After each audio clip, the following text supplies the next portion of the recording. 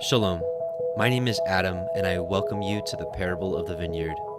Every day, Yahuah is waking up a remnant, a group of people who are coming out of deceptions, realizing our walk is to consist of faith and obedience to his righteous commands. Each week, we read through and examine a portion of the Torah, allowing the Spirit of the Most High to guide, teach, and open our eyes and ears to the wondrous matters out of his law. Join us as we seek to be refined by his word, preparing ourselves for the return of our King of Kings, being faithful and obedient, walking in his way, truth, and life.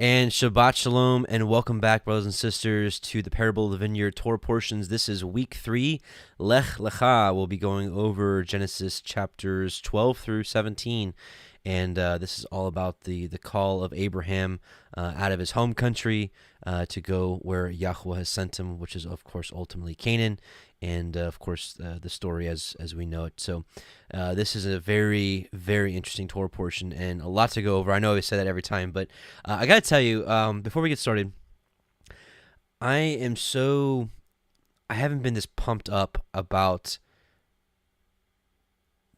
this Torah portion cycle. I haven't been this pumped up in so long, and I have to tell you why. It's something that I just hadn't really studied out in depth before, which was the adding in the Targums. This year, I really felt like the Father was like, Masoretic, which we'll be reading from the Sefer, of course, the Septuagint, which we kind of did last year, and also this year, not only the Dead Sea Scrolls, just checking the Dead Sea Scrolls version as well, or the manuscripts, but the Targums this year. And I kind of stayed away from the Targums because I really didn't know a whole bunch about them. Even growing up in Judaism, I really never heard of the Targums, as funny as that was. Or it's not funny, but you know what I mean, as interesting as that is. But I guess I always kind of just understood them, thought them to be like just rabbinic commentary and whatnot. But it's not that at all. It's an Aramaic translation of the scriptures, and it's the oldest that we have. It's older than the Septuagint. It's at least 200 years older than the Septuagint. And I gotta tell you, I'm only through halfway through Exodus right now, but going through Genesis and going through Exodus halfway, and reading the Psalms and Isaiah and the Targums, brothers and sisters, this is a treasure hunt, and I'm really excited to share some of those findings with you this Torah portion cycle. So anyways, with that being said, I just want to let you know I'm pumped up in just an amazing way for his word. This feels like 2015 all over again, which was the year really coming to the Father through biblical cosmology, and well, of course, learning about the amazing ways of coming back to his Torah. So anyways, with that being said, let's pray and ask him to bless this, and let's move on to the study, because as always, we've got a lot to cover. So Heavenly Father, Most High, we just come before you in Yahusha's name, and we just thank you for, quite frankly, the desire to follow you, the desire to know you. And we know that we're not to glory in anything, but to glory in that this fact that we know and understand you and your word. And this is just more precious than anything that we can attain on this earth. So we thank you for that. And we just pray you continuously work and cultivate our heart, that we bring forth the right fruit that you so desire, and that you strengthen us, that we would never dare go to the left or the right hand of your way, of your narrow path. We love you, we bless you, and we pray that you open our eyes and ears to hearing the wondrous matters out of your Torah. In Yahusha's name, we pray in all these things. Amen and hallelujah. So let's get right into it, and we're gonna do a screen share. And actually, what we're gonna be doing, if just in case you missed the first couple weeks, we are doing the Word Audio Project, which is a dramatized version of reading the scriptures based off of the Sefer. I will warn you that these chapters are still in their kind of rough cut phase. There's no sound effects; it's just kind of the background music with the reading, and we're working on getting that finalized. So it's a massive undertaking, but we're very excited to do it. So if you hear me reading but you don't see my lips moving, it's because it's a pre-recorded reading of this audio. So we'll be doing that, and then we'll kind of go back and fill in some of the gaps. So actually, excuse me, I forgot to mention, before we get started, we're actually going to read the book of Jasher, chapter 11, verse 1 through chapter 12, verse 44. And this is a story that was completely taken out of the Septuagint and the Masoretic, but is included in Jasher and is actually confirmed in the Targums. This is one of the most amazing stories of Abraham that you may have never, ever heard. And this kind of fits the gap right before he's called out of the Ur of the Chaldees, which we're going to start with in Genesis chapter 12 tonight. But so before we do that, let's fill in this hole of the story that you may have never heard about Abraham. And again, this is book of Jasher, or Yashar, chapter 11. And Nimrod, son of Cush, was still in the land of Shinar, and he reigned over it and dwelt there, and he built cities in the land of Shinar. And these are the names of the 4 cities which he built, and he called their names after the occurrences that happened to them in the building of the tower. He called the first Babel, saying, because Yahuah there confounded the language of the whole earth, and the name of the second he called Eredj, because from there Elohim dispersed them. And the third he called Eredj, saying there was a great battle at that place.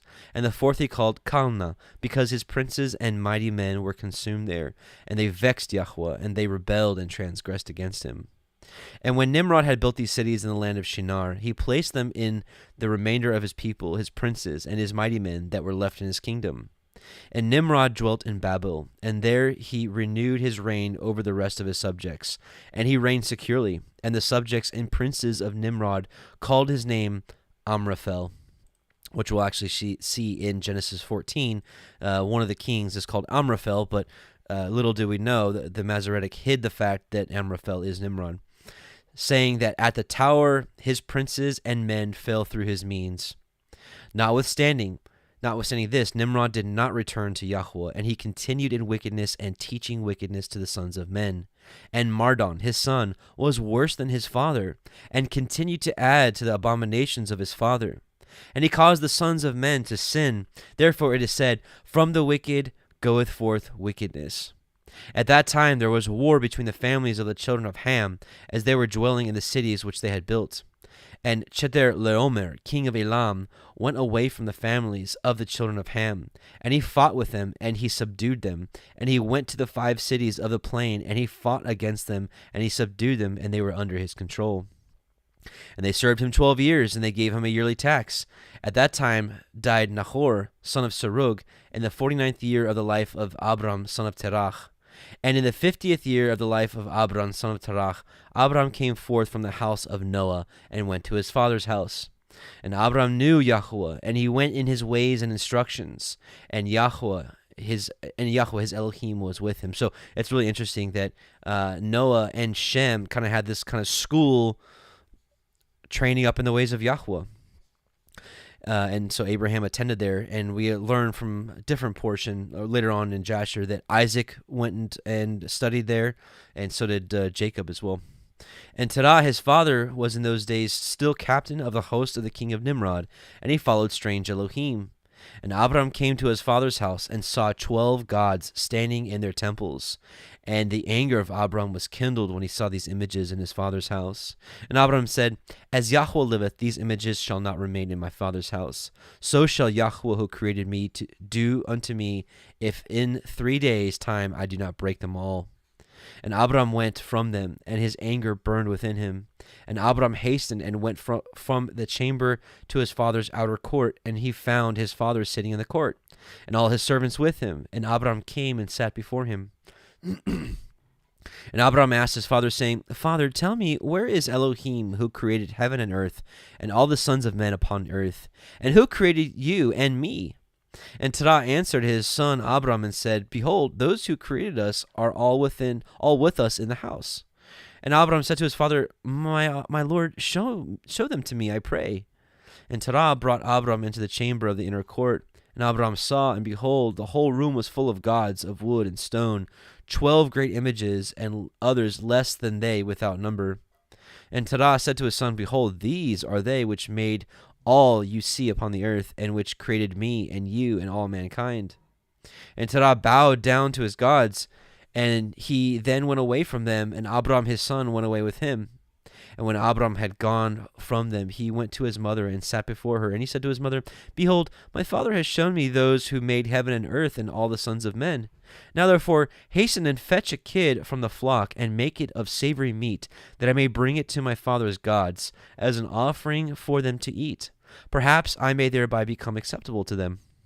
And his mother did so, and she fetched a kid, and made savory meat thereof, and brought it to Abram. And Abram took the savory meat from his mother, and brought it before his father's gods. And he drew nigh to them, that they might eat. And Terah his father did not know of it. And Abram saw on that day, when he was sitting amongst them, that they had no voice, no hearing, no motion, and not one of them could stretch forth his hand to eat. And Abram mocked them and said, Surely this savory meat that I prepared has not pleased them, or perhaps it was too little for them, and for that reason they would not eat. Therefore tomorrow I will prepare fresh savory meat, better and more plentiful than this, in order that I may see the result. And it was on the next day that Abram directed his mother concerning the savory meat, and his mother arose and fetched 3 fine kids from the flock, and she made of them some excellent savory meat, such as her son was fond of. And she gave it to her son Abram, and Terah his father did not know of it. And Abram took the savory meat from his mother, and brought it before his father's gods into the chamber. And he came nigh unto them that they might eat, and he placed it before them. And Abram sat before them all day, thinking, Perhaps they might eat.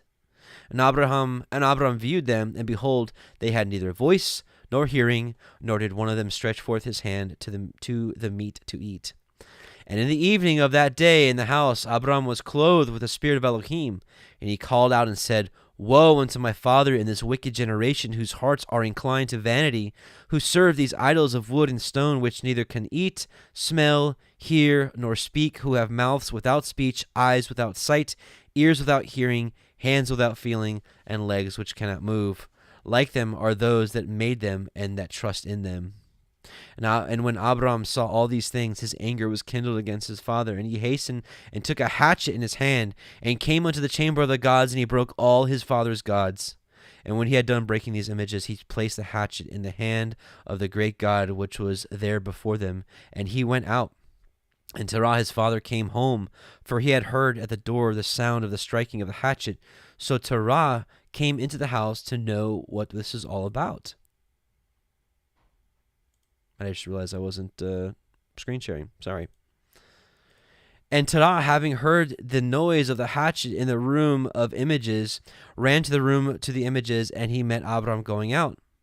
And Terah entered the room and found all the idols fallen down and broken, and the hatchet in the hand of the largest, which was not broken. And the savory meat which Abram his son had made was still before them. And when Terah saw this, his anger was greatly kindled, and he hastened and went from the room to Abram. And he found Abram his son still sitting in the house, and he said to him, What is this work which you have done to my gods? And Abram answered Terah his father and said, Not so, my lord, for I have brought savory meat before them. And when I came nigh to them with the meat that they might eat, they all at once stretched forth their hands to eat before the great one had put forth his hand to eat. And the large one saw their works that they did before him, and his anger was violently kindled against them. And he went and took the hatchet that was in the house, and came to them and broke them all. And behold, the hatchet is yet in the hand, as thou seest. So Abraham was saying that the biggest God chopped down all the other gods because they tried to eat that food first, and so obviously he's being silly. And Terah's anger was kindled against his son Abram when he spoke this. And Terah said to Abram his son in anger, What is this tale that you have told? Thou speakest lies to me. Is there in these gods spirit, soul, or power to do all that you have told me?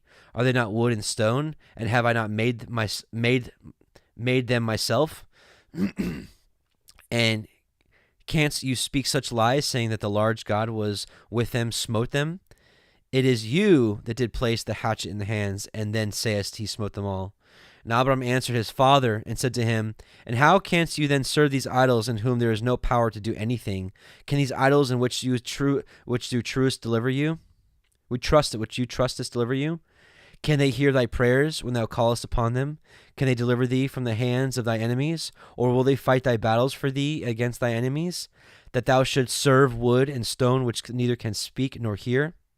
And now surely it is not good for thee, nor for the sons of men that are connected with you, to do these things. Are you so silly, so foolish, or so short of understanding, that you will serve wood and stone, and do after this manner? And forget Yahuah Elohiym, who made heaven and earth, and who created you in the earth, and thereby bring a great evil upon your souls in this matter by serving stone and wood? Did not our fathers in days of old sin in this matter, and Yahuah Elohiym of the universe brought the waters of the flood upon them and destroyed the whole earth? And how can you continue to do this and serve gods of wood and stone, who cannot hear or speak or deliver you from oppression, thereby bring you down the anger of Elohim of the universe upon you? Now therefore, my father, refrain from this, and bring not evil upon thy soul and the souls of thy household. And Abram hastened and sprang forth from before his father, and took the hatchet from his father's largest idol, with which Abraham broke it, and ran away.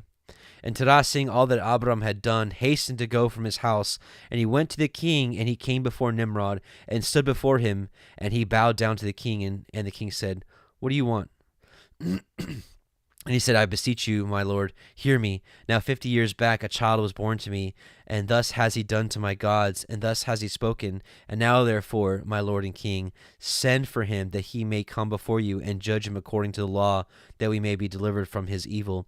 Which, by the way, I don't think we read this last week, but long story short, the birth of Abraham was marked by an astronomical alignment that all of Nimrod's advisors saw, and they said that, hey, this amazing alignment can mean nothing other than Abraham, who was born today. He's going to destroy your kingdom, and so on and so forth. So Nimrod commanded Terah to give Abraham to him so he can kill him and destroy the prophecy. And Terah ended up switching Abraham and gave Nimrod one of his homeborn servant's children, and Abraham lived. And so the matter was hidden from Nimrod. So now Terah is coming before him, and he's like basically telling him, like, sorry. And the king sent 3 men of his servants, and they went and brought Abram before the king. And Nimrod and all his princes and servants were that day sitting before him. And Terah sat also before them. And the king said to Abram, What is this that you have done to thy father and to his gods? And Abram answered the king in the words that he spoke to his father, and said, The large God that was with them in the house did to them what you have heard. The king said to Abram, Had they power to speak and eat and do as you have said? And Abram answered the king, saying, And if there be no power in them, why dost thou serve them, and cause the sons of men to err through thy follies? Dost thou imagine that they can deliver you, or anything small or great, that you should serve them? And why wilt thou not sense the Elohim of the whole universe, who created you, and in whose power it is to kill and keep alive? O fool! And this is Abraham talking to Nimrod. O foolish, simple, and ignorant king, woe unto you forever. I thought you would teach thy servants the upright way, but you have not done this, but hast filled the whole earth with thy sins and the sins of thy people who have followed your ways. Dost thou not know, or hast thou not heard, that this evil which thou doest, our ancestors sinned therein in the days of old, and the great eternal Elohim brought the waters of the flood upon them and destroyed them all, and also destroyed the whole earth on their account? And wilt thou and thy people rise up now and do like unto this work, in order to bring down the anger of Yahuah Elohiym of the universe, and to bring evil upon you and the whole earth? Now therefore put away this evil deed which thou doest, and serve the Elohim of the universe, as thy soul is in his hands, and then it will be well with you. And if thy wicked heart will not hearken to my words, to cause thee to forsake thy evil ways, and to serve the eternal Elohim, then wilt thou die in shame in the latter days, you and your people, and all who are connected with you, hearing thy words or walking in thy evil ways. And when Abram had ceased speaking before the king and all the princes, Abram lifted up his eyes to the heavens, and he said, Yahuah seeth all the wicked, and he will judge them. Chapter 12. And when the king heard the words of Abraham, he ordered him to be put into prison. And Abraham was in prison 10 days. It was 10 days in prison. At the end of those days, the king ordered that all the kings, princes, and governors of different provinces and the sages should come before him. And they sat before him. And Abraham was still in the house of confinement. The king said to the princes and sages, "Have you heard what Abraham, the son of Terah, has done to his father? Thus has he done to him, and I ordered him to be brought before me, and thus has he spoken. His heart did not misgive him, neither did he stir in my presence. And behold, now he is confined in the prison. And therefore decide what judgment is due to this man who reviled the king, who spoke and did all the things that you have heard." And they all answered the king, saying, "The man who revileth the king should be hanged upon a tree. But having done all the things that he said, and having despised our gods, he must therefore be burned to death, for this is the law in this manner. If it pleaseth the king to do this, let him order his servants to kindle a fire both night and day in thy brick furnace, and then we will cast this man into it." And the king did so, and he commanded his servants that they should prepare a fire for thee 3 days and 3 nights in the king's furnace, that is, in Kasdim. And the king ordered them to take Abram from prison, and to bring him out to be burned. And all the king's servants, princes, lords, governors, and judges, and all the inhabitants of the land, about 900,000 men, stood opposite the furnace to see Abram. And all the women and little ones crowded upon the roofs and towers to see what was doing with Abram, and they all stood together at a distance, and there was not a man left that did not come on that day to behold the scene.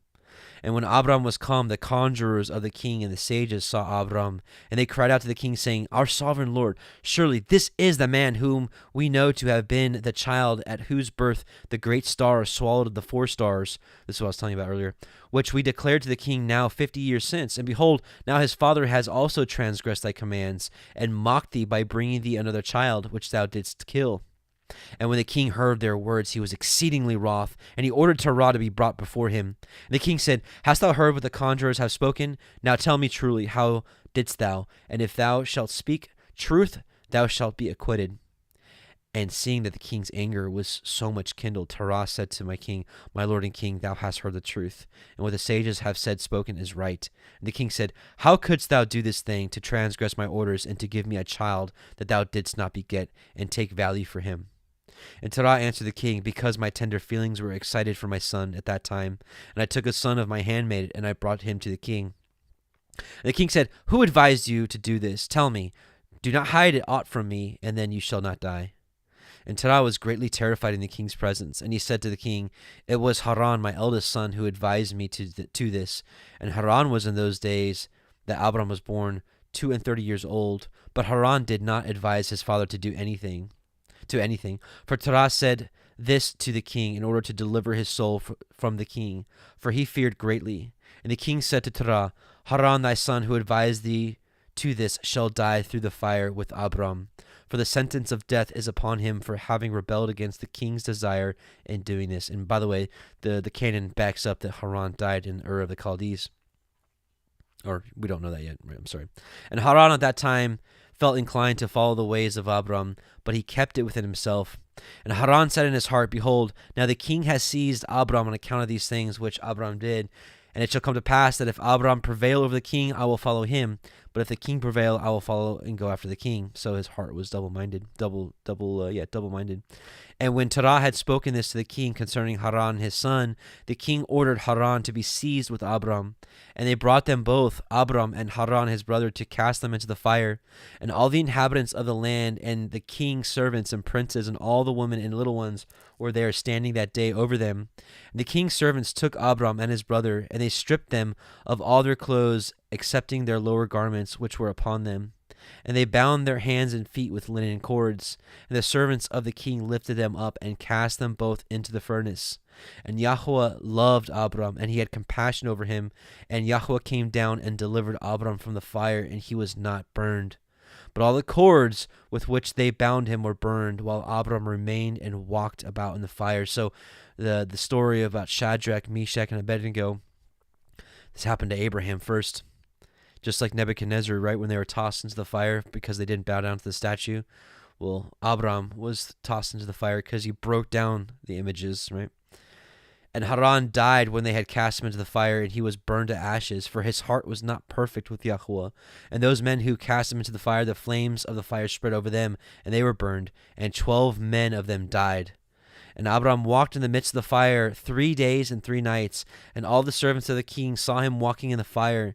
And they came and told the king, saying, Behold, we have seen Abraham walking about in the midst of the fire, and even the lower garments which are upon him are not burned, but the cord with which he was bound is burned. And when the king heard their words, his heart fainted, and he would not believe them. So he sent other faithful princes to see this matter. And they went and saw it and told the king. And the king rose to go and see it. And he saw Abram walking to and fro in the midst of the fire. And he saw Haran's body burned. And the king wondered greatly. And the king ordered Abram to be taken out of the fire. And his servants approached to take him out, and they could not, for the fire was round about, and the flame ascending toward them from the furnace. And the king's servants fled from it. And the king rebuked them, saying, Make haste and bring Abram out of the fire, that you shall not die. And the servants of the king again approached to bring Abram out. And the flames came upon them and burned their faces, so that 8 of them died. And when the king saw that his servants could not approach the fire, lest they should be burned, the king called to Abram, O servant of Elohim who is in heaven, go forth from the midst of the fire and come hither before me. And Abram hearkened to the voice of the king, and he went forth from the fire and came and stood before the king. Wow. And when Abram came out, the king and all his servants saw Abram coming before the king with his lower garments upon him, for they were not burned, but the cord with which he was bound was burned. And the king said to Abram, How is it that thou wast not burned in the fire? And Abram said to the king, The Elohim of heaven and earth, in whom I trust, and who has all that in his power, he delivered me from the fire into which thou didst cast me. And Haran, the brother of Abram, was burned to ashes, and they sought for his body, and they found it consumed. And Haran was 82 years old when he died in the fire of Kasdim. And the king, princes, and inhabitants of the land, seeing that Abram was delivered from the fire, they came and bowed down to Abram. And Abram said to them, Do not bow down to me, but bow down to the Elohim of the world who made you, and serve him, and go in his ways. For it is he who delivered me from out of this fire, and it is he who created the souls and the spirit of all men, and formed man in his mother's womb, and brought him forth into the world, and it is he who will deliver those who trust in him from all pain. Hallelujah. Wow. And this thing seemed wonderful in the eyes of the king and princes, that Abram was saved from the fire, and that Haran was burned. And the king gave Abram many presents, and he gave him his 2 head servants from the king's house. The name of the one was Onai, and the name of the other was Eliezer. And that became the head of Abram's house, right? And all the kings and princes and servants gave Abram many gifts of silver and gold and pearl, and the king and his princes sent him away, and he went in peace. And Abram went forth from the king in peace, and many of the king's servants followed him. About 300 men joined him. And Abram returned on that day and went to his father's house, he and the men that followed him. And Abram served Yahuah, his Elohim, all the days of his life. And he walked in his ways and followed his Torah, his law. And from that day forward, Abram inclined the hearts of the sons of men to serve Yahuah. In that time, Nahor and Abram took unto themselves wives, the daughters of their brother Haran. The wife of Nahor was Milcah. The name of Abram's wife was Sarai. And Sarai, wife of Abram, was barren, and she had no offspring in those days. So that is just, honestly, it's one of the best. It's just one of the most amazing stories in Scripture. And why it was cut out of the Masoretic and Septuagint, no idea. But it is in the Targums, which is really, really interesting. But, last week we were talking about how I'd always wondered how Abraham was able to marry his sister and it not be against Torah, because we've seen that the Torah was certainly alive well before Mount Sinai. And thanks to Jasher and the Targums, we find out that Sarah was actually his niece. And I had one more scenario that kind of bothered me, which was according to the Masoretic, Amram, the son of Levi, son of Kohath, son of Levi, married Jochebed, which the way it makes it sound in the Masoretic is that he married his aunt, which is also against the Torah. But we actually learned from the Targums that she was actually his cousin, because we get tripped up by when it says her father was so and so. Well, that could be grandfather, and we don't know it. So, anyways, really, really interesting stuff. So let's now get to and actually, I want to show you the Targums here. Second to last paragraph. I want to read this for you. This is the Targums. And this is Genesis 11 in the Targums. These are the generations of Terah. Terah begot Abram, Nahor, and Haran begot Lot. And it was when Nimrod had cast Abram into the furnace of fire because he would not worship his idol, and the fire had no power to burn him, that Haran's heart became doubtful, saying, if Nimrod overcome, I will be on his side, but if Abram overcome, I will be on his side. And when all the people who were there saw that the fire had no power over Abram, they said in their hearts, is not Haran the brother of Abram full of divinations and charms? And has he not uttered spells over the fire that it should not burn his brother? Immediately there fell a fire from the high heavens and consumed him, and Haran died in the sight of Terah his father, where he was burned in the land of his nativity in the furnace of the fire which the Kasdi had made for Abram his brother. So a little different retelling of it, but essentially the same story. You've got Abraham being cast in the fire, and him not being touched, and his brother Haran dying.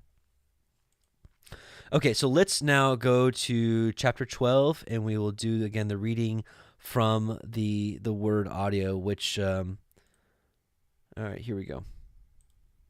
Bereshit, Genesis chapter 12. Now Yahuwah had said unto Avram, get you out of your country and from your kindred and from your father's house unto a land that I will show you.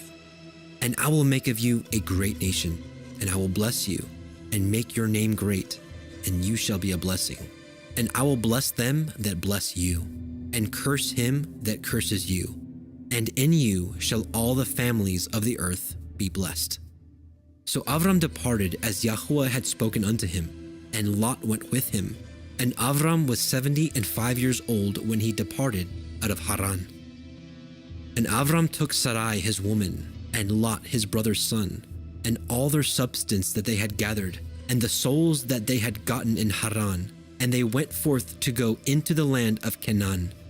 And into the land of Canaan they came. And Avram passed through the land unto the place of Shechem, unto the high oak in the plain of Moreh. And the Canaanite was then in the land. And Yahuwah appeared unto Avram and said, unto your seed will I give this land.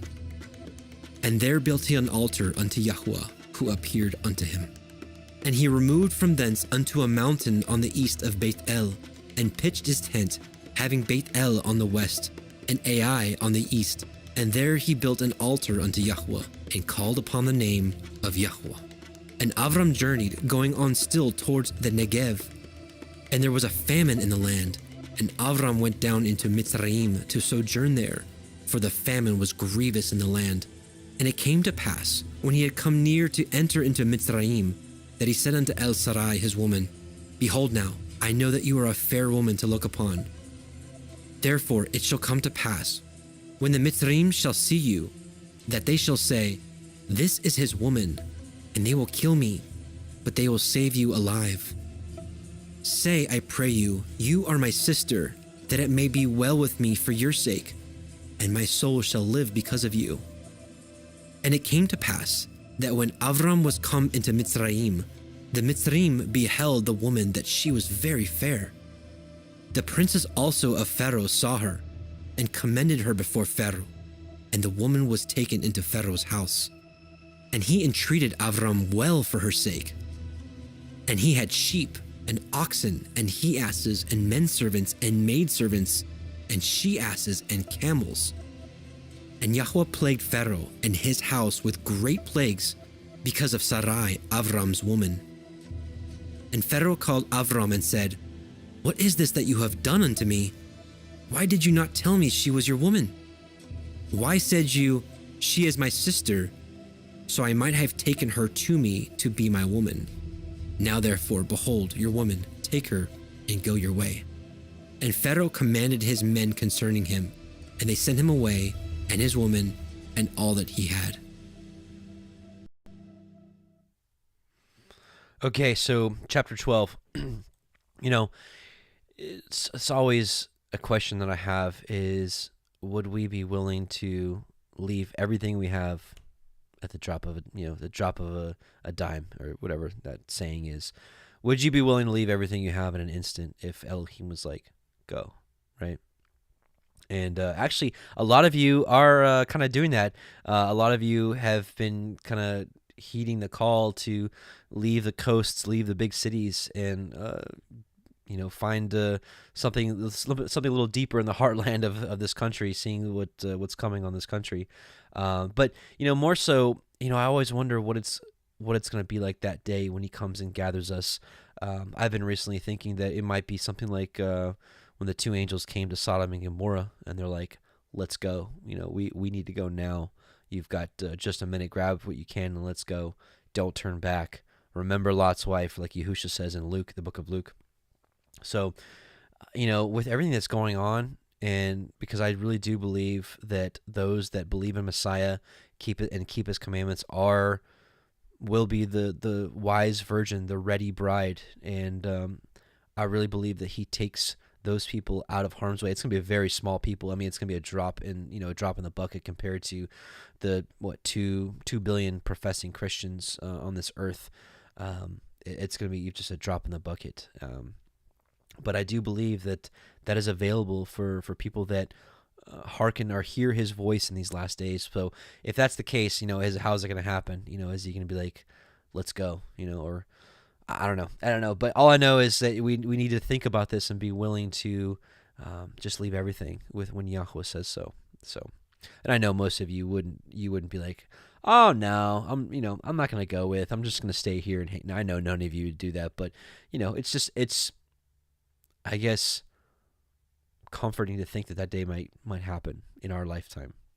But anyways, one interesting little tidbit about this. So this we kind of just read through this and just move on.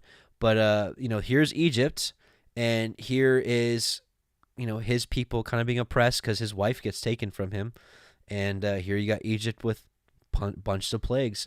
There's a passage in Jasher chapter 67 where it's actually Balaam, of all people, who is a counselor to Pharaoh. He actually, this is hundreds of years later, retells this story. Actually, excuse me, it's not. It's Jethro actually retells the story. This is Jasher chapter 67. We'll start at verse 16, and this is a dream that Pharaoh had, and he was just freaking out about it.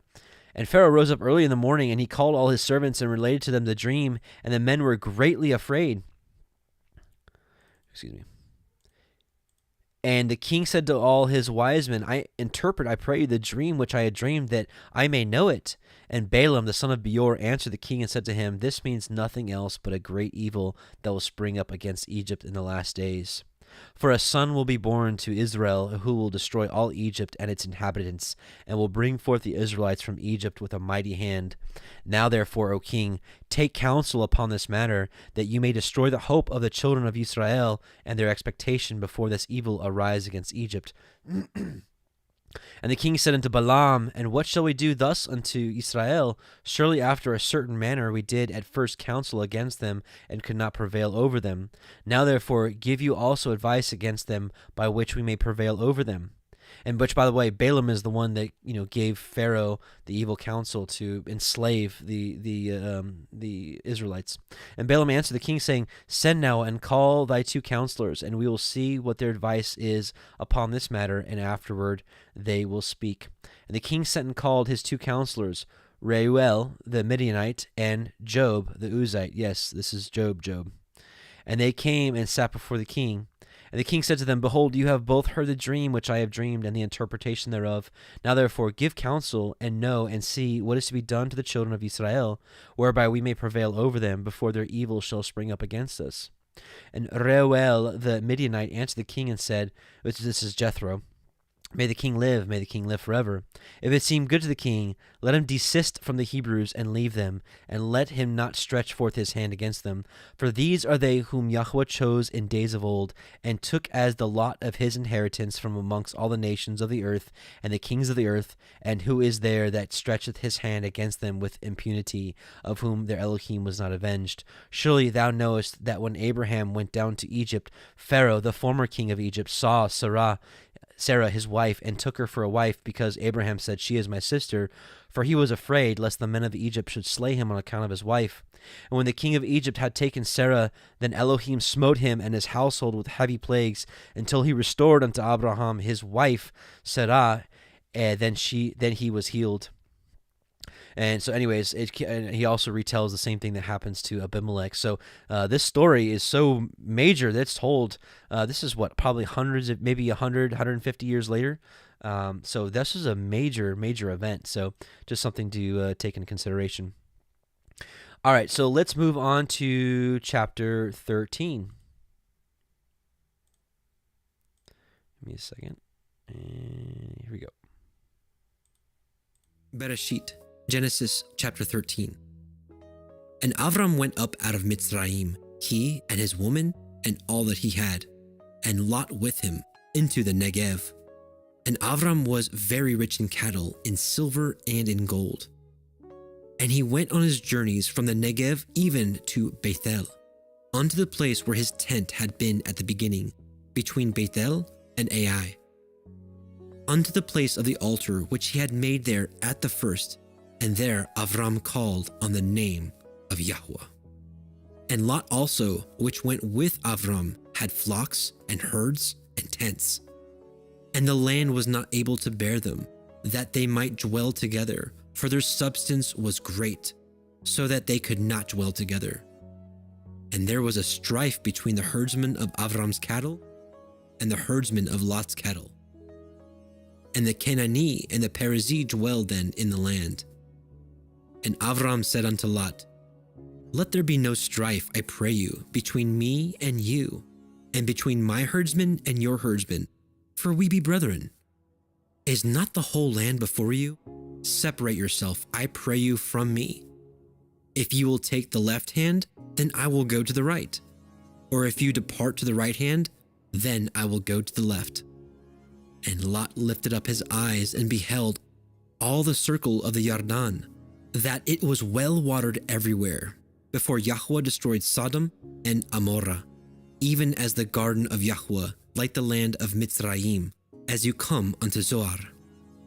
Then Lot chose him all the circle of the Yarden, and Lot journeyed east, and they separated themselves the one from the other. Avram dwelt in the land of Canaan, and Lot dwelt in the cities of the circle of the Yarden, and pitched his tent toward Sodom. But the men of Sodom were wicked and sinners before Yahuah exceedingly. And Yahuah said unto Avram, after that Lot was separated from him, Lift up your eyes, and look from the place where you are, northward, and southward, and eastward, and westward. For all the land which you see, to you will I give it, and to your seed forever. And I will make your seed as the dust of the earth, so that if a man can number the dust of the earth, then shall your seed also be numbered. Arise, walk through the land in the length of it, and in the breadth of it, for I will give it unto you. Then Avram removed his tent, and came and dwelt in the plain of Mamre, which is in Hebron, and built there an altar unto Yahuah. Okay, short little chapter, but interesting nonetheless. I will say it's, there's so many parallels in the Torah as to like things that repeat in types and shadows and patterns. And when it says right here, and Avram went up out of Mitzrayim, he and his woman and all he had, and Lot with him, into the Negev. Well, really the word that's used there, wilderness, and actually in the Septuagint it actually reads wilderness. It says into the wilderness, and it just makes me think of what's to come with the Israelites with Moses. Kind of like our spiritual wilderness journey now, Messiah Yahusha in the wilderness being tempted. Just so many different parallels there. And then verse 2, it says, And Abraham was very rich in cattle and silver and gold.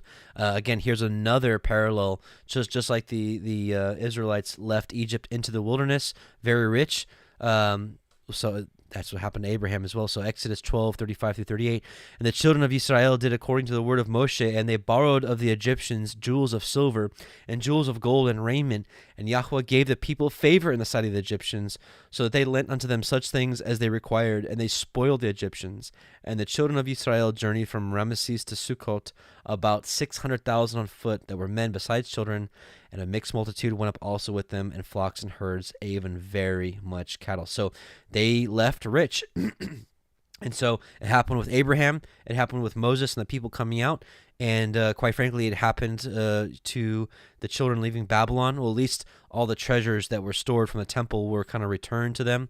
And there's tons of prophetic. I didn't pull them all up for today because it'd be such a big rabbit trail. But the same promise is for the final regathering, when he gathers all of his people to New Jerusalem. Well, the kings of the earth are going to bring all their riches, they're just going to bring all their riches to New Jerusalem and give it unto Yahuah and his people. So it's just amazing stuff how things kind of just repeat in patterns like that.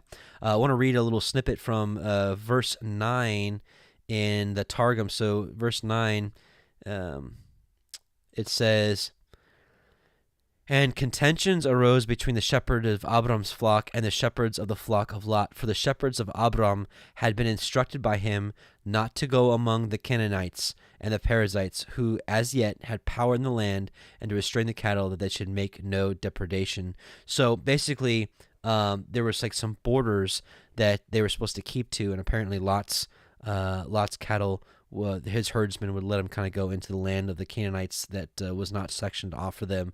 And so, Abraham's like, I don't want to steal, I don't want that to happen, because they were running out of room, and so I guess, maybe they weren't doing it like to be, to be thieves, but nevertheless, they needed the extra space. And so that's when they're like, let's just separate. It also says here that Sodom and Gomorrah was well watered everywhere before Yahuah destroyed it, even as the garden of Yahuah, like the land of Mitzrayim. And just wanted to share a couple things here. Ezekiel, showing that Sodom, one of their sins was that they had plenty, they had overabundance, and because of that, their hearts were lifted up.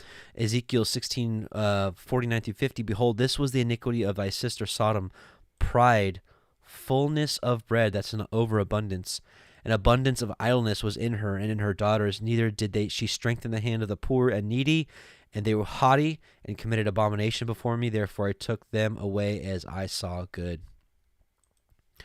Also, verse 13, "But the men of Sodom were wicked and sinners exceedingly before Yahuah." Here's just a small snippet. We'll be reading more of this next portion when it actually deals with Sodom and Gomorrah, but here's just a small snippet. Chapter 18 book of Jasher, chapter 18 verses 11-15. "In those days, all the people of Sodom and Gomorrah and the whole 5 cities were exceedingly wicked and sinful against Yahuah, and they provoked Yahuah with their abominations. They strengthened in aging abominably and scornfully before Yahuah, and their wickedness and crimes were in those days great before Yahuah. And they had in their land a very extensive valley, about a half a day's walk, and in there were fountains of water and a great deal of herbage surrounding the water. And all the people of Sodom and Gomorrah went there 4 times in the year, with their wives and children and all belonging to them. And they rejoiced there with the timbrels and dances. And in the time of rejoicing, they would all rise and lay hold of their neighbors' wives, and some the virgin daughters of their neighbors, and they enjoyed them. And each man saw his wife and his daughter in the hands of his neighbor, and they did not say a word. And they did so from morning to night, and they afterward returned home, each man to his house, and each woman to her tent. So they always did 4 times in the year." And man, I can just only imagine their thought processes of like why they would do that. I bet they'd be like, "Oh, yeah, it's for the good of the community. So we just." I mean, it's like what chaos. Like if everybody's sleeping with each other, Like, you don't know whose child is really whose, but I bet they're like, see, we're all one. And I bet those are the kind of doctrines they'd have. I can just only imagine they'd be like, oh, we just need to come together and we just need to be all one big family, and so we need to share each other, and don't withhold a thing from each other. And this is real community, right? And man, well, how disgusting. I mean, can you imagine those of you that are parents, seeing your daughter, with your, like, what, 13, 14-year-old virgin daughter, just, have your neighbor having his way with. I mean, that is just, like, beyond me. It's just disgusting. And this is just a small snippet of some of the stuff they did. Another snippet from the Targums that says, and the men of Sodom were depraved in their wealth, one with another, and they sinned in their bodies, and they sinned with open nakedness and the shedding of innocent blood, and practiced strange worship, and they rebelled greatly against the name of Yahuah. And then I also want to read Jasher, a little snippet in Jasher 13, verses 1 through 4. And Terah took his son Abram and his grandson Lot and the son of Haran, and Sarai his daughter-in-law, the wife of his son Abram, and all the souls of his household, and went with them from Ur-Kasdim to go into the land of Canaan. And when they came as far as the land of Haran, they remained there, for it was exceedingly good land for pasture, and of sufficient extent for those who accompanied them. The people of the land Haran saw that Abram was good and upright with Elohim and men, and that Yahuah his Elohim was with him. And some of the people of the land of Haran came and joined Abram. And he taught them the instruction of Yahuah and his ways, and these men remained with Abram in his house, and they adhered to him. And Abram remained in the land 3 years, and at the expiration of 3 years, Yahuah appeared to Abram and said to him, I am Yahuah, who brought you forth from Ur the Kasdim, and delivered thee from the hands of all thine enemies. So, like, what enemies are these? Of course, this is Nimrod and all of his schemes. And now, therefore, if thou wilt hearken to my voice, and keep my commandments, my statutes, and my Torah, then I will cause thine enemies to fall before you, and I will multiply your seed like the stars of heaven, and I will send my blessing upon all the works of thy hands, and thou shalt lack nothing. And that promise is still alive for his seed, even unto this day. And then 13:15, it says, for all the land which you see, to you will I give it, into your seed forever. And this is one of the biggest reasons why, this and chapter 15, which we'll see in a bit, this is the land of inheritance, to where it says that his seed will remain forever. That's why I truly believe that is where New Jerusalem will rest upon, which is basically what we call the Levant area, which I'll show you a picture here in a sec. But let's get to chapter 14. And this is probably one of my favorite background songs for the reading. Bereshit, Genesis, chapter 14. And it came to pass in the days of Amraphel, king of Shinar, Arioch, king of Elakar, Kedor Laomer, king of Elam, and Tidal, king of nations, that these made war with Bera, king of Sodom, and with Birsha, king of Amorah, Shinav, king of Admah, and Shem-Eber, king of Tseboim, and the king of Bela, which is Zoar. All these were joined together in the valley of Siddim, which is the Salt Sea. 12 years they served Kedor Laomer, and in the 13th year they rebelled. And in the 14th year came Kedor Laomer, and the kings that were with him, and smote the Rephaim in Ashtaroth, Karnaim, and the Zuzim in Chem, and the Emim in Shaveh Kiryathaim, and the Horim in their Mount Seir, unto El Paran, which is by the wilderness. And they that remained fled to the mountain. And they took all the goods of Sodom and Amorah, and all their victuals, and went their way. And they took Lot, Avram's brother's son, who dwelt in Sodom, and all his goods, and departed. And there came one that had escaped, and told Avram the Ivri, for he dwelt in the plain of Mamre the Emori, brother of Eshkol, and brother of Aner, and these were confederate with Avram. And when Avram heard that his brother was taken captive, he armed his trained servants, born in his own house, 318, and pursued them unto Dan. And he divided himself against them, he and his servants by night, and smote them, and pursued them unto Hova, which is on the left hand of Damascus. And he brought back all the goods, and also brought again his brother Lot, and his goods, and the women also, and the people. And the king of Sodom went out to meet him after his return from the slaughter of Kedorlaomer, and the kings that were with him at the valley of Shaveh, which is the king's valley. And Malki-Tzedek, king of Shalem, brought forth bread and wine, and he was the priest of El Elyon. And he blessed him and said, Blessed be Avram of El Elyon, possessor of heaven and earth. And blessed be El Elyon, which has delivered your enemies into your hand. And he gave him tithes of all. And the king of Sodom said unto El Avram, Give me the persons, and take the goods to yourself.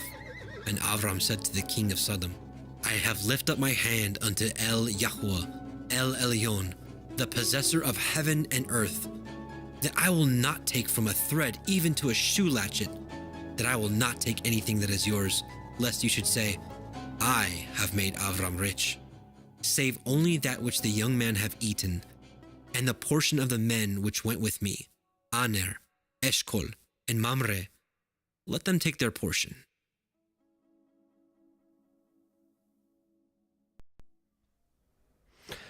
Okay, so this is the other great part about playing these recordings is we get to see any errors. And so I also commission any of you out there that hear these recordings and follow along.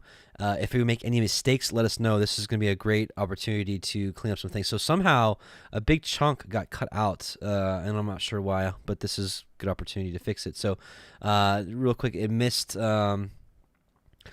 this. And then when they returned, they came to Ein Mishpat, which is Kadesh, and smote all the country of the Amalekim, and also the Amorim that dwelt in Chatzon Tamar.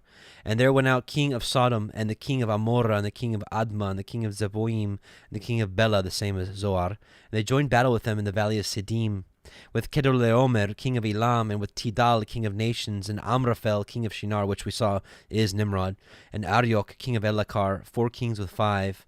And the valley of Siddim was full of slime pits, and the kings of Sodom and Amorah fled and fell there, and they that remained fled to the mountain. So somehow that all got cut out. So I apologize, but again, this is a good way for us to kind of see what we need to edit and fix.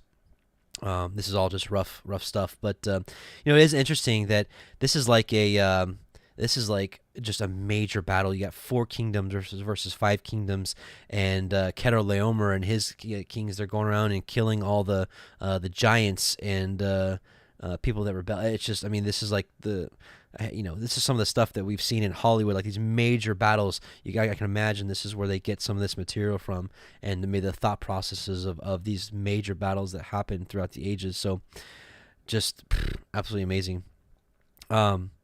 So verse 16, and he brought back all the goods, and also brought against him his brother Lot and his goods, and is with him.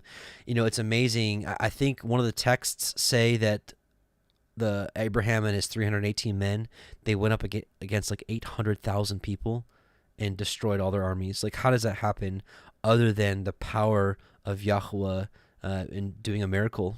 How does David beat Goliath? How did Levi and Shechem go into a town and kill maybe upwards of 10,000 people, just them two and 2 swords? Of course, Yahuah was with them. So it's absolutely amazing to imagine that we serve this very same creator that gives power unto men. Verse 18, it says, Malki-Tzedek, king of Salem, brought forth bread and wine, and he was the priest of El Elyon. It so happens that this Melchizedek is actually named, and it is Shem, which it's actually confirmed by the Targums, and I'll show you. We're going to read Joshua 16, 1 through 12. And that time Kedorlaomer, king of Elam, sent out all the neighboring kings to Nimrod, king of Shinar. So it says it tells you right there that's who Amraphel is, who is then under his power, and to Tidal, king of the Goyim, or nations, and to Arioch, king of Elasar, with whom he made a covenant, saying, Come up to me and assist me, that we may smite all the towns of Sodom and its inhabitants, for they have rebelled against me these 13 years. And these 4 kings went up with all their camps, about 800,000 men, as they were there, and smote every man they found in the road.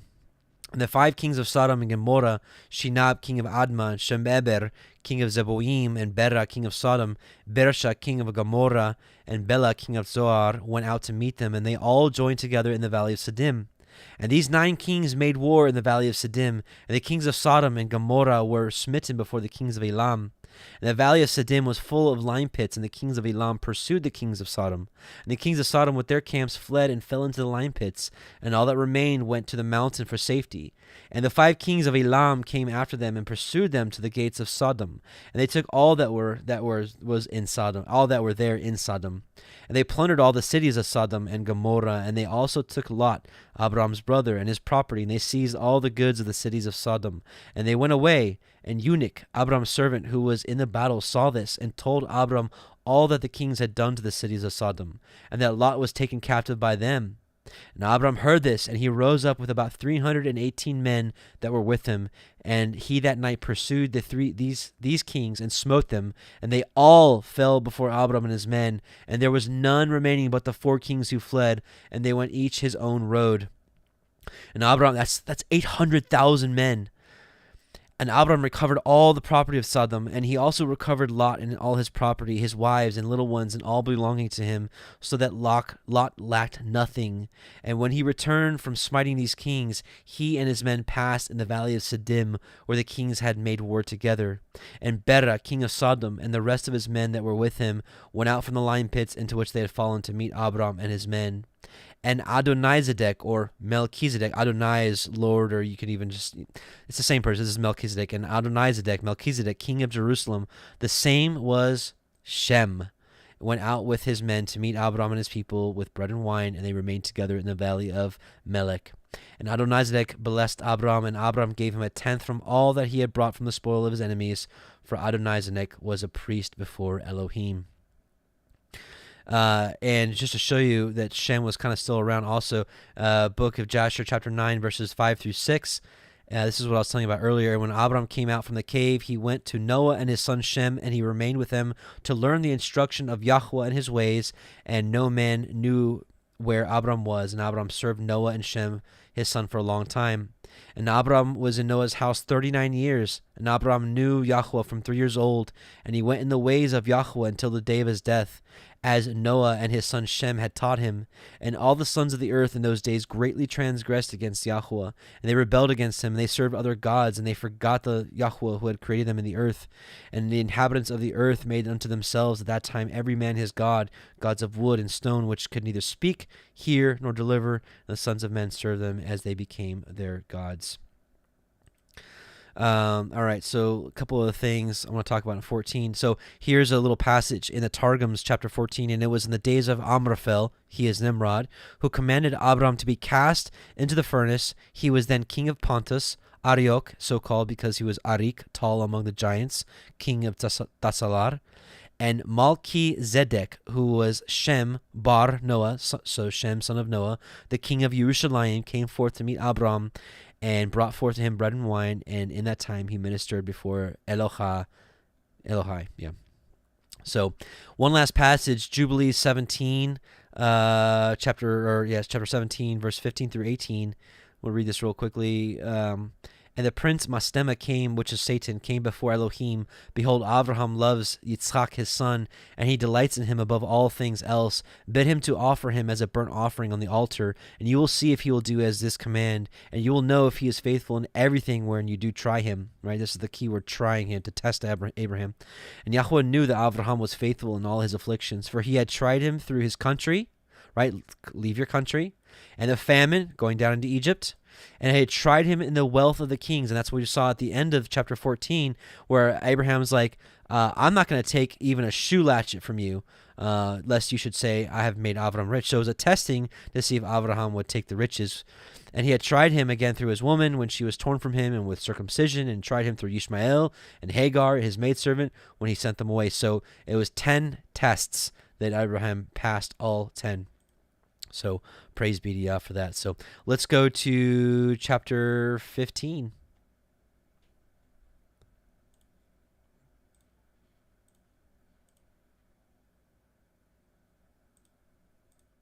Bereshit, Genesis chapter 15. After these things, the word of Yahuah came unto Avram in a vision, saying, Fear not, Avram, I am your shield, and your exceeding great reward. And Avram said, Adonai Yahuah, what will you give me, seeing I go childless, and the steward of my house is this Eliezer of Damascus? And Avram said, Behold, to me have you given no seed, and lo, one born in my house is my heir. And behold, the word of Yahuah came unto him, saying, This shall not be your heir, but he that shall come forth out of your own generation shall be your heir. And he brought him forth abroad and said, Look now towards the heavens, and count the stars, if you be able to number them. And he said unto him, So shall your seed be. And he believed in Yahuah, and he counted it to him for righteousness. And he said unto him, I am Yahuah, that brought you out of Ur of the Kasdim, to give you this land to inherit it. And he said, Adonai Yahuah, whereby shall I know that I shall inherit it?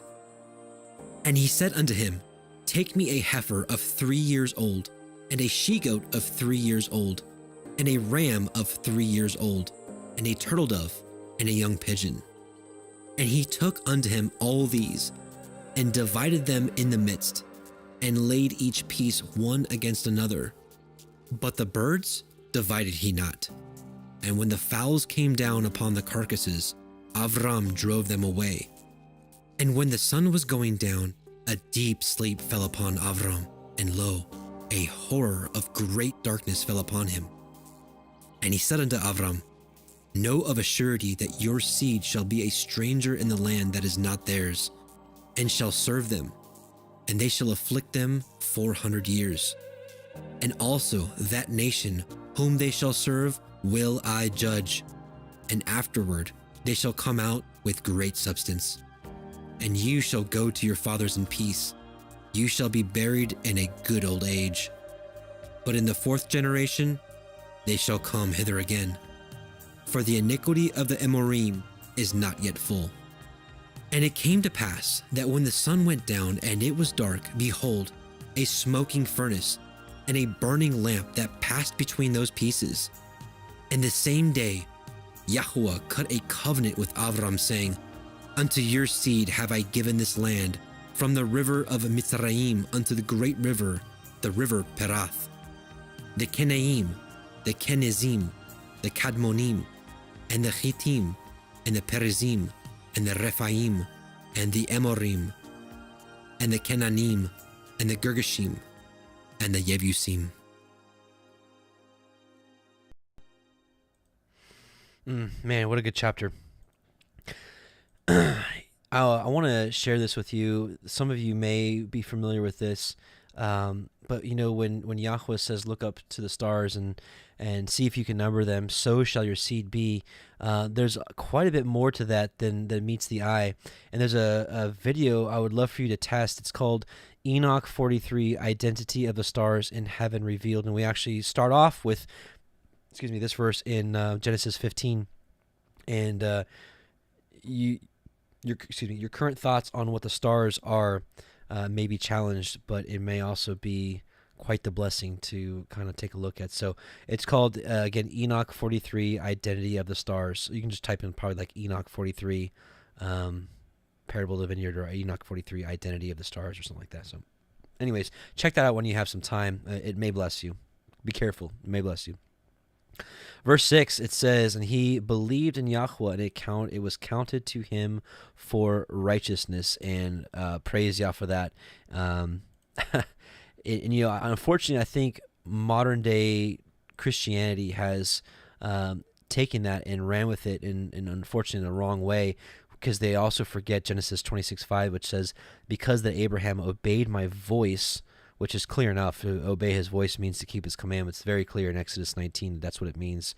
And kept my charge, my commandments, my statutes, and my laws. So faith and obedience is what Abraham had. And if we want to be the seed of Abraham, as Yahusha says, you know, he says, as he said to the Pharisees, you know, if you were Abraham's seed, you would do the deeds of Abraham. And this is what Abraham did. So praise Yah for that. Verse 8, it says, or actually not verse 8. Let's see, where is it? It's not verse 8. Where is it? Well, maybe not. But we were speaking earlier about the land of inheritance, the promised land. This is what's called the Levant, essentially. It's maybe even out here, but this is the borders that were that Abraham was given, and this is what I believe is roughly where New Jerusalem is going to sit. And it's right about the same. It's very close in size for that to work. So pretty interesting. And let's see. Let's read a little portion in the Targums. This is chapter 15. Is that right? Let's see. Let's scroll down. Sorry. 15.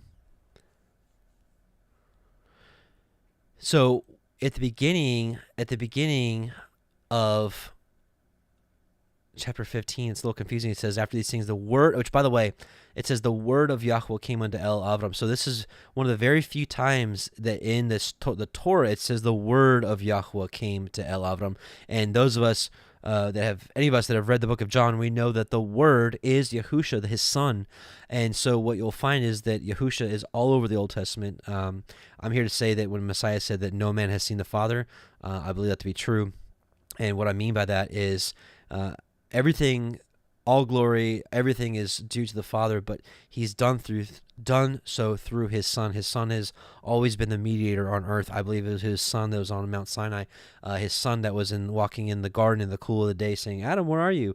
He formed Adam out of the dust. All these interactions you're seeing here with Abraham, all was Messiah. And that's just kind of where I've been led.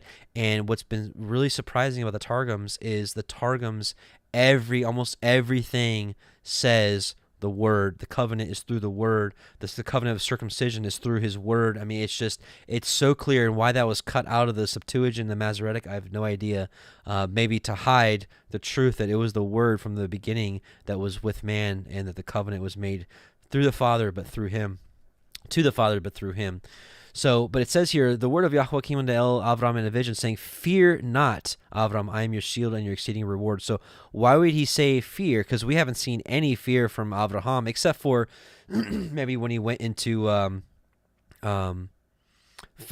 Egypt, and he's like, I don't want to die, so just say that I'm your brother. But outside of that, we don't really see any fear from him. So the Targums actually kind of give us an idea of what was going through his mind before Messiah said, fear not. After these words, this is chapter 15. After these words, when the kings had gathered together and had fallen before Abraham, and 4 kings had been slain, and the 9 hosts brought back, Abraham reasoned in his heart and said, woe to me, because I have received the reward of my appointments in this world, and have no portion in the world to come. Or peradventure the brethren and friends of those who have been slain will combine in legions and come against me. Or at that time there was found with me the reward of a little righteousness, so that they fell before me. But the second time reward may not be found with me, and by me the name of the heavens may be profaned. Thereupon was the word of Yahuah with Abram in a vision, saying, fear not. For if these men should gather together in legions and come against you, my word will be your shield. And also, if these fall before you in the world, the reward of thy good works shall be kept and be prepared before me in the world to come, great exceedingly. So that really explains, honestly, what he's talking about. Don't fear, I'm your shield and your exceeding great reward. So I got to tell you, these Targums are, quite frankly, a treasure hunt. I know I said that about the Septuagint. I really believe that even more so with the Targums, and I'm really excited to go over these with you all. So anyways, let's get into chapter 16. Excuse me. Bereshit, Genesis, chapter 16. Now Sarai, Avram's woman, bore him no children, and she had a handmaid, a Mitzri, whose name was Hagar. And Sarai said unto Avram, behold now, Yahuah has restrained me from bearing. I pray you, go in unto my maid. It may be that I may obtain children by her. And Avram hearkened to the voice of Sarai. And Sarai, Avram's woman, took Hagar, her maid, the Mitzri, after Abraham had dwelt 10 years in the land of Canaan. and gave her to her man Avram to be his woman. And he went in unto Hagar, and she conceived. And when she saw that she had conceived, her mistress was despised in her eyes. And Sarai said unto Avram, My wrong be upon you. I have given my maid into your bosom. And when she saw that she had conceived, I was despised in her eyes. Yahuah judge between me and you. But Avram said unto Sarai, Behold, your maid is in your hand. Do to her as it pleases you. And when Sarai dealt hardly with her, she fled from her face. And the angel of Yahuah found her by a fountain of water in the wilderness, by the fountain in the way to Shur. And he said, Hagar, Sarai's maid, whence came you, and whither will you go? And she said, I flee from the face of my mistress Sarai. And the angel of Yahuah said unto her, Return to your mistress, and submit yourself under her hands. And the angel of Yahuah said unto her, I will multiply your seed exceedingly, that it shall not be numbered for multitude. And the angel of Yahuah said unto her, Behold, you are with child, and shall bear a son, and shall call his name Ishmael, because Yahuah has heard your affliction. And he will be a wild man. His hand will be against every man, and every man's hand against him. And he shall dwell in the presence of all his brethren. And she called the name of Yahuah that had spoken unto her, You, see me. For she said, Have I also looked here after him that sees me? Wherefore the well was called Be'er Lachairoi. Behold, it is between Kadesh and Eredj. And Hagar bore Avram a son, and Avram called his son's name, which Hagar bore, Ishmael. And Avram was 86 years old when Hagar bore Ishmael to Avram.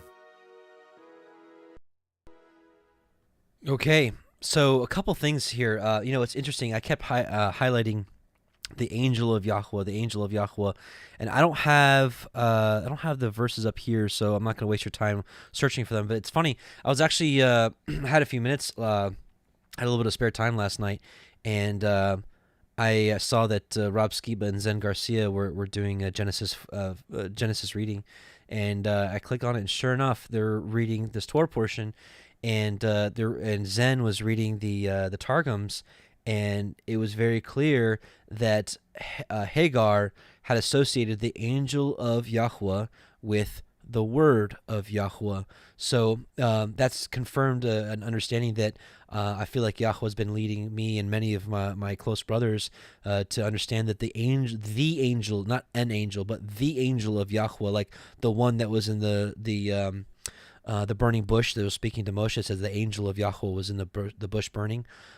So Hagar connects the word of Yahuah as being the angel of Yahuah. So I gotta tell you, this is why the Targums has been such a treasure hunt, because I'm seeing Messiah now clearer and more than I've ever seen. It is just an absolute blessing and just amazing.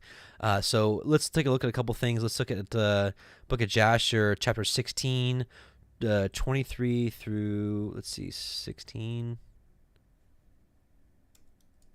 We're gonna choose that 23 through 33. And Sarai, the daughter of Haran, Abram's wife,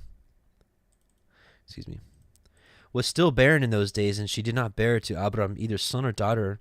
And when she saw that she bare no children, she took her handmaid Hagar, whom Pharaoh had given her, and she gave her to Abram her husband for a wife. So, this is just something that it is what it is. Abram, the progenitor of the entire seed of Abraham, had two wives. For Hagar learned all the ways of Sarai as Sarai taught her. She was not in any way deficient in following her good ways. And Sarai said to Abram, Behold, here is my handmaid Hagar. Go to her, that she may bring forth upon my knees, that I may also obtain children through her. At the end of 10 years of Abram's dwelling in the land of Canaan, which is the 85th year of Abram's life, Sarai gave Hagar unto him. And Abram hearkened to the voice of Sarai his wife, and he took his handmaid Hagar, and Abram came to her, and she conceived. And when Hagar saw that she had conceived, she rejoiced greatly, and her mistress was despised in her eyes. And she said within herself, this can only be that I am better before Elohim than Sarai my mistress. For all the days that my mistress has been with my Lord, she did not conceive. But me, Yahuah has caused in so short time to conceive by him. And when Sarai saw that Hagar had conceived by Abram, Sarai was jealous of her handmaid. And Sarai said within herself, this is surely nothing else, that she must be better than I am. And Sarai said unto Abram, my wrong be upon you. For at the time when thou didst pray before Yahuah for children, why didst thou not pray on my account, that Yahuah should give me seed from you? And when I spake to Hagar in thy presence, she despised my words, because she has conceived, and thou wilt say nothing to her. May Yahuah judge between me and you for what you have done to me. So basically she's saying that Abraham is the wrong because Hagar disrespected her in the presence of Abraham, and Abraham didn't say anything.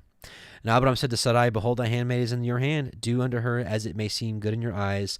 And Sarah afflicted her, and Hagar fled from her to the wilderness. Also, we'll take a look at Jubilees 17. Let me a second here. Jubilees 17, 16 through 17. I think we already read that. Yeah, okay. Well, it's the same thing we read.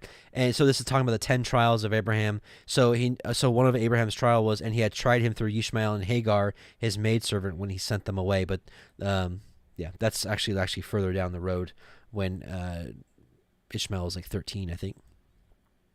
So the Targums read a couple things. But Sarah, the wife of Abraham, had not borne to him, but he had a handmaid, an Egyptian, and her name was Hagar, a daughter of Pharaoh, whom he gave to him as a handmaid at the time that he received her, being struck by the word from before Yahuah.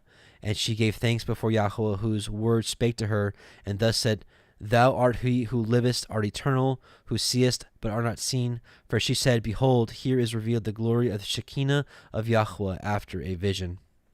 So, anyways, it's just interesting that Hagar is in fact royalty. Hagar was given to Sarah as a handmaid when Abraham and Sarah went into Egypt, and Pharaoh took Sarah, and Pharaoh was struck with plagues, gave him riches and cattle, and apparently one of his daughters. So Hagar is royalty. So interesting. Very interesting. All right, last chapter. Let's go to 17, and we'll finish up this Torah portion. Give me just a second. Bereshit, Genesis, chapter 17. And when Avram was 90 years old and 9, Yahuah appeared to Avram and said unto him, I am El Shaddai, walk before me and be perfect. And I will make my covenant between me and you, and will multiply you exceedingly. And Avram fell on his face, and Elohim talked with him, saying, As for me, behold, my covenant is with you, and you shall be a father of many nations. Neither shall your name any more be called Avram, but your name shall be Abraham. For a father of many nations have I made you. And I will make you exceeding fruitful, and I will make nations of you, and kings shall come out of you. And I will establish my covenant between me and your seed after you in their generations for an everlasting covenant, to be Elohim unto you, and to your seed after you. And I will give unto you, and to your seed after you, the land wherein you are a stranger, all the land of Canaan, for an everlasting possession, and I will be their Elohim. And Elohim said unto Avram, You shall guard my covenant, therefore, you and your seed after you in their generations. This is my covenant which you shall guard, between me and you and your seed after you. Every male child among you shall be circumcised. And ye shall circumcise the flesh of your foreskin, and it shall be a sign of the covenant betwixt me and you.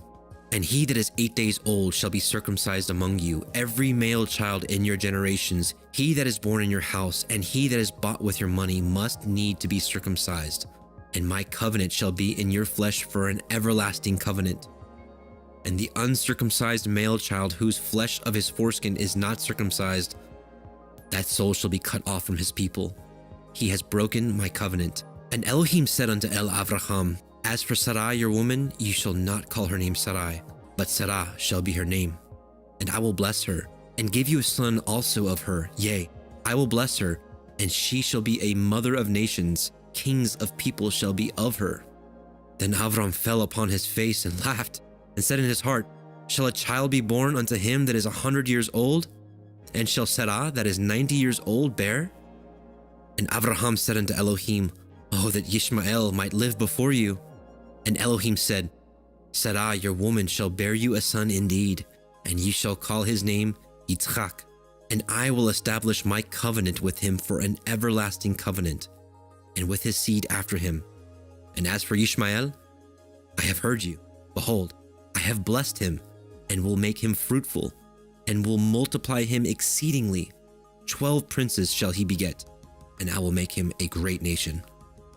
But my covenant will I establish with Yitzchak, which Sarah shall bear unto you at this set time in the next year. And he left off talking with him, and Elohim went up from Abraham. And Abraham took Yishmael his son, and all that were born in his house, and all that were bought with his money, every male among the men of Abraham's house, and circumcised the flesh of their foreskin in the selfsame day, as Elohim had said unto him. And Abraham was 90 years old and 9 when he circumcised in the flesh of his foreskin. And Ishmael his son was 13 years old when he was circumcised in the flesh of his foreskin. In the selfsame day was Abraham circumcised, and Ishmael his son. And all the men of his house born in the house and bought with money of the stranger were circumcised with him. There it is, the big day. And you know, in here, so many times it says for everlasting generations, forever, forever, every single one. There's no ifs, ands, or buts from my understanding. But to start off in verse 1, it says, and be perfect. And this is a commandment also from Messiah Yahusha. You know, most of us grew up in a thought process or a faith, quote unquote faith. It's like, oh, we're all sinners and we're all just going to mess up. And that's just, you know, God just loves us anyways, you know. And that's why we're just saved by faith, because nobody can keep the law. Only Messiah can keep the law. Not so. He has given us now the Spirit so that we may walk in spirit and truth, which is what Yahuah commands of us, according to John chapter 4. Ye have heard that it had been said, this is Matthew, 5:43-48. Ye have heard that it had been said, thou shalt love thy neighbor and then hate thine enemy, which, by the way, it's had said. This is not written, because there's nowhere in the Torah it says you are to hate your enemy. But I say unto you, love your enemies, bless them that curse you, do good to them that hate you, and pray for them which despitefully use you and persecute you. And this is hard. This goes against the grain of what your insides feel like when somebody attacks you, whether physically or even sometimes worse, mentally or spiritually, like putting you down. Especially for this walk that we're on. You know, people are saying all sorts of names because we just want to keep the commandments, and that's just so weird, so different. That ye may be the children of your Father which is in heaven, for he maketh his sun to rise on the evil and on the good, and sendeth rain on the just and the unjust. For if ye love them which love you, what reward have you? Anybody can do that, right? Do not even the publicans the same? And if you salute your brethren only, what do you more than others? Do not even the publicans do so? Be therefore perfect, even as our heavenly Father, even as your Father which is in heaven is perfect. So especially when dealing with people, we should be perfect. So when someone's like cursing you or telling you off, bless them. Say, I hear you. May Yah bless you, and have a great day. You know, or just something, and be sincere about it. Not just bless you, see ya. I mean, that's not what he's talking about, right? Verse 14, it says, and the uncircumcised male whose flesh of his foreskin is not circumcised, that soul shall be cut off from his people. He has broken my covenant. So I want to go over a couple things. Circumcision is truly spiritual and physical, I believe. I don't believe the spiritual has replaced the physical, but there is a spiritual part of it. Deuteronomy 10:16, circumcise therefore the foreskin of your heart, and be no more stiff-necked. And this is truly This is part of the walk. But for someone to say it's only the spiritual and not the physical, I think is wrong. That goes along the same lines as saying, when Messiah said, "You have heard that it has been said of old time, thou shalt not commit adultery. But I say unto you, if a man has lusted after a woman in his heart, he has committed adultery in his heart already." So same thing with you have heard it said, "You shall."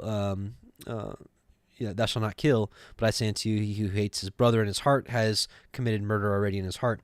So for us to say that the spiritual replaces the physical is to say, I can go next door to my neighbor's house and commit adultery with his wife as long as I don't lust after her in my heart. It doesn't make any sense. It's both. You don't go physically commit adultery, and you don't mentally or in your heart commit adultery. Same thing as hate. It's not just not literally going out and murdering somebody, but it's also not hating your brother without a cause. It's both.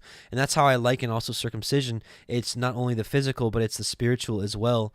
And this is where some of you are going to be upset with me. I'm not an anti-Paul guy, but I have some issues with him, and circumcision is one of them. I'm just here to say I disagree with what he writes here. 1 Corinthians 7:18-20 is, any man called being circumcised, let him not become uncircumcised. Obviously, that's not possible. So maybe there's some foreshadowing here, like don't go a different way. Is any called in uncircumcision, let him not be circumcised. Now, unfortunately, this has been taken literally, in millions, if not billions, of people have gone through this walk and this faith not being circumcised because of this very verse. So you can say, oh, that's not what Paul was saying. Well, that's fine, and I might even agree with you, because again, I'm not an anti-Paul guy per se, but I have some issues with some of his words and some of the fruit they have borne, and some of the fruit that's been born of this very verse is people not getting circumcised. And I believe that if we were to have to take a side, whether it be Genesis 17 or 1 Corinthians 7, I'm taking Genesis 17's word for it. That's the Torah, because even in the Torah itself says, if anybody leads you away from the commandments, that's me testing you. And I'm not here to say that Paul is purposefully leading people astray. I mean, who knows? Maybe this part was added to his letters. I really don't have any idea, but I take issue with this. Circumcision is nothing. Who can say that? And uncircumcision is nothing but the keeping of the commandments of Elohim. Well, circumcision is one of the commandments of Elohim, and let every man abide in the same calling wherein he was called. I'm here to say that circumcision is still a commandment that has not been done away with.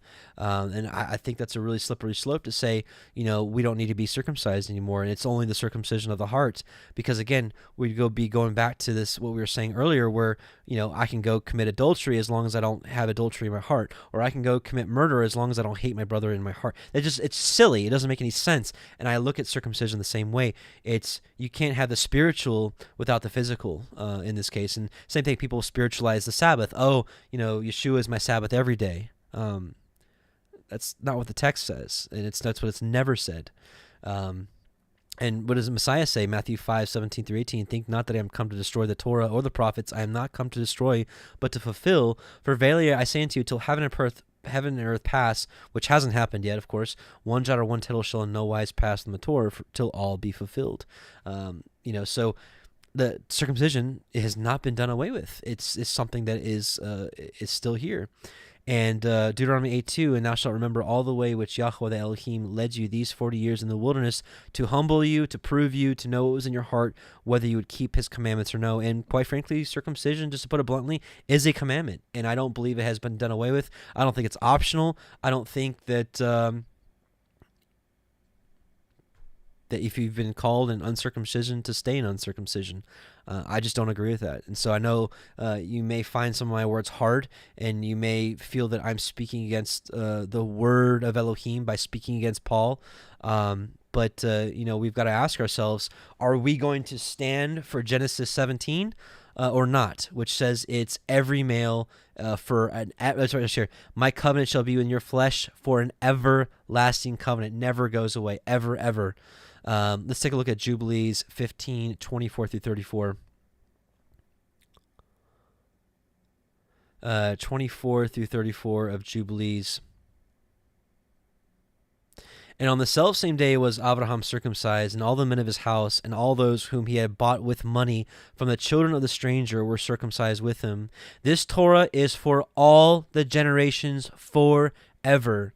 And there is no circumcision of the days, and no omission of one day out of the 8 days, for it is an eternal ordinance. It doesn't get much clearer than that. Ordained and written on the heavenly tablets.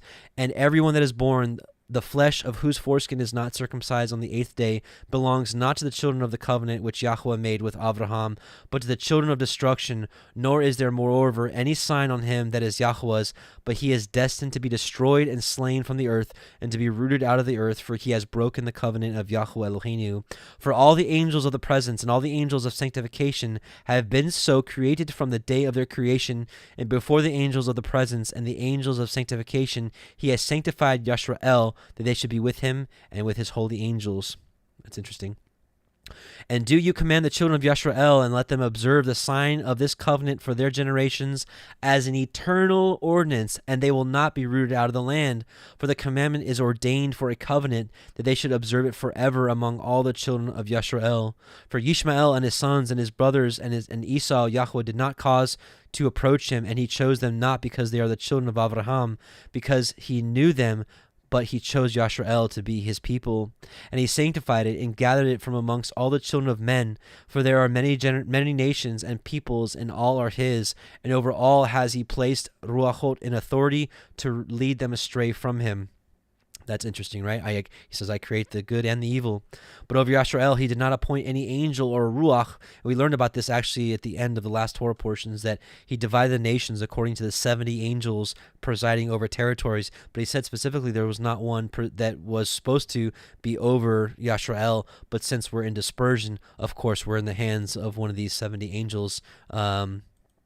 For he alone is their ruler, and he will guard them and require them at the hand of his angels and his ruachot, at the hand of all his powers, in order that he may guard them and bless them, that they may be his and he may be theirs from henceforth forever. And now I announce unto you that the children of Yisrael will not guard true to this ordinance, and they will not circumcise their sons according to all this Torah. For in the flesh of their circumcision they will omit the circumcision of their sons, and all of them, sons of Belial, will leave their sons uncircumcised as they were born. And there will be great wrath from Yahuah against the children of Yisrael, because they have forsaken his covenant and turned aside from his word, and provoked and blasphemed, inasmuch as they do not observe the ordinance of this Torah. For they have treated their members like the other nations, so that they may be removed and rooted out of the land, and there will no more be pardon or forgiveness unto them, so that there should be forgiveness and pardon for all their sin of this eternal error. So if you're listening to this and you're not circumcised, I would take this before Yahuah. Pray, fast, whatever you need to do, and see what he wants you to do with this, because the commandment seems to be very, very clear. Let's take a look at also the Targums. We're going to read chapter 17. And here is really where the gem of the Targums really comes out. Listen to this. And Yahuah said unto Abram, Go you from your land, and separate yourself from thy kindred. Go forth from the house of thy father. Go into the land which I will show you, and I will make you a great people, and will bless you, and magnify your name, and thou shalt be blessed. And I will bless the priest who will spread forth their hands in prayer, and bless thy sons, and Biliam, who will curse them, I will curse, and they shall slay him with the word of the sword, the mouth of the sword, and in you shall be blessed all the generations of the earth. And Abraham went according as Yahuah had spoken with him, and Lot went with him.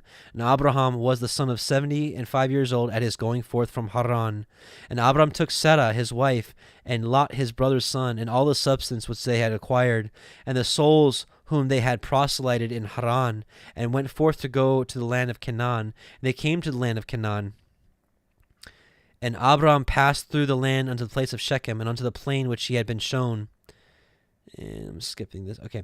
And the Canaanites were then in the land, for the time had not yet come that the sons of Israel should possess it. And Yahuah was revealed unto Abraham, saying, To thy sons will I give this land. And he built there an altar before Yahuah, who was revealed to him. And he went up from thence to a mountain which was eastward of Bethel, and outspread his tent, having Bethel on the west and Ai on the east. And he built there an altar before Yahuah, and prayed in the name of Yahuah. And Abraham, Oh, wow, I was reading the wrong one. Forgive me. I misunderstood. Yeah, here we go. Chapter 17, this is what I meant to read. And Abraham was a son of 99 years old, and Yahuah appeared to Abraham and said, I am El Shaddai. Serve before me and be perfect in thy flesh. And I will set my covenant between my word and you, and will multiply you very greatly. Did you catch that?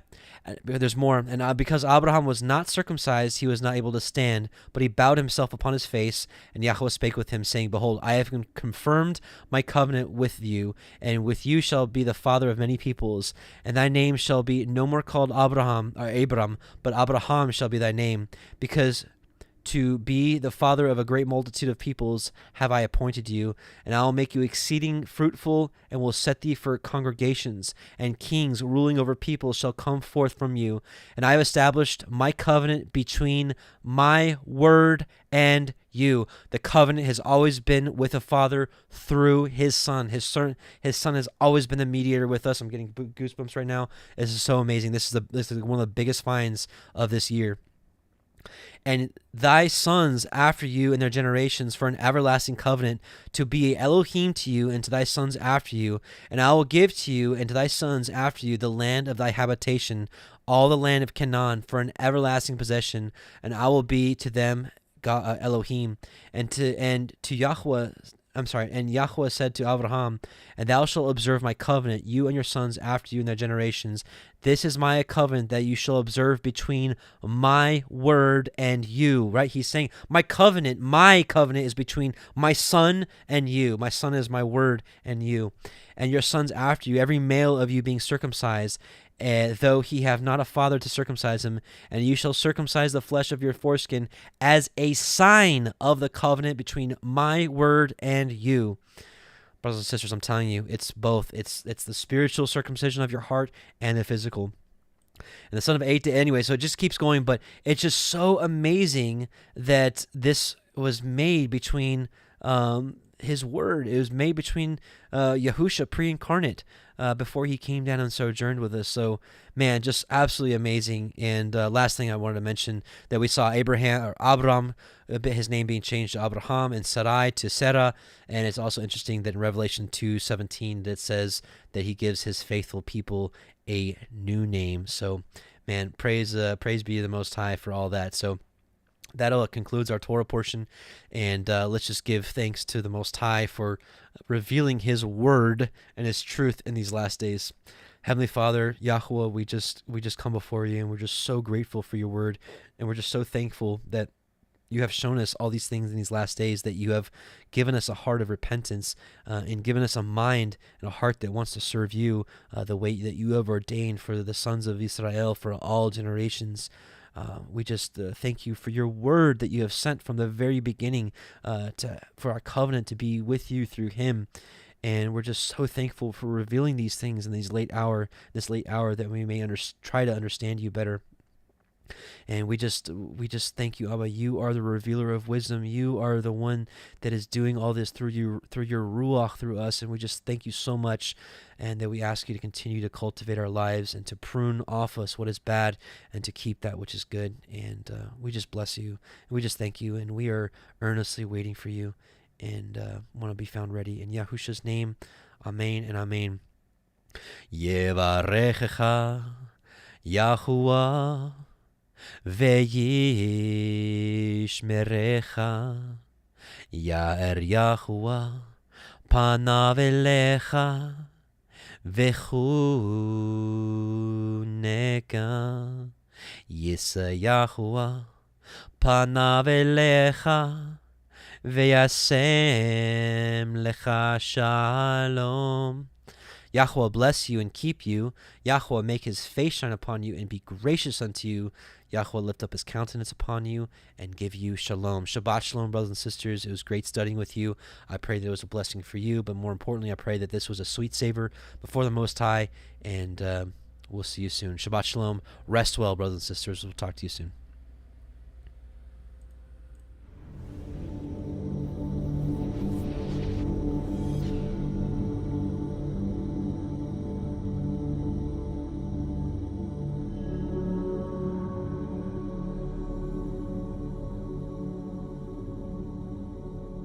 I sing to Yahuah for he is highly exalted. The horse and its rider he has thrown into the sea.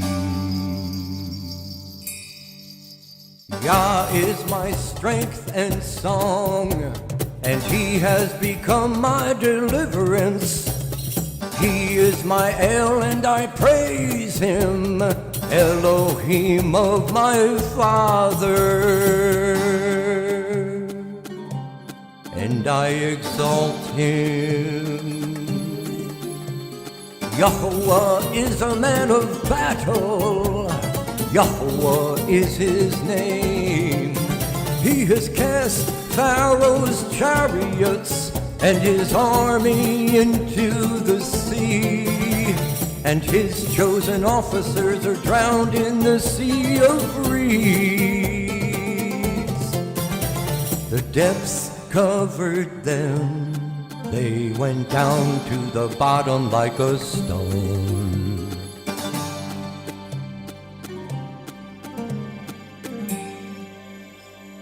Your right hand, O Yahuah, has become great in power. Your right hand, O Yahuah, has crushed the enemy.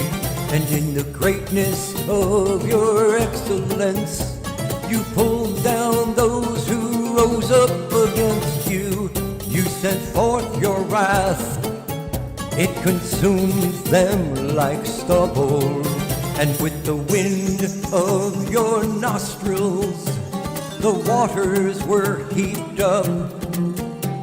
The floods stood like a wall, the depths became stiff in the heart of the sea. The enemy said, I pursue, I overtake, I divide the spoil, my being is satisfied on them. I draw out my sword, my hand destroys them. You blew with your wind, the sea covered them, they sank like lead in the mighty waters. Who is like you, O Yahuah, among the mighty ones? Who is like you, great in Kodeshah, awesome in praises, working wonders? You stretched out your right hand, the earth swallowed them. In your kindness, you led the people whom you have redeemed. In your strength, you guided them to your Kodesh dwelling. Peoples heard, they trembled, anguish gripped the inhabitants of Pelasheth. Then the chiefs of Edom were troubled, the mighty men of Moab. Trembling grips them, all the inhabitants of Canaan melted. Fear and dread fell on them by the greatness of your arm. They are as silent as a stone, until your people pass over, O Yahuah. Until the people whom you have bought pass over. You bring them in and plant them in the mountain of your inheritance, in the place, O Yahuah, which you have made for your own dwelling, the Mikdash, O Yahuah, which your hands have prepared. Yahuah reigns forever.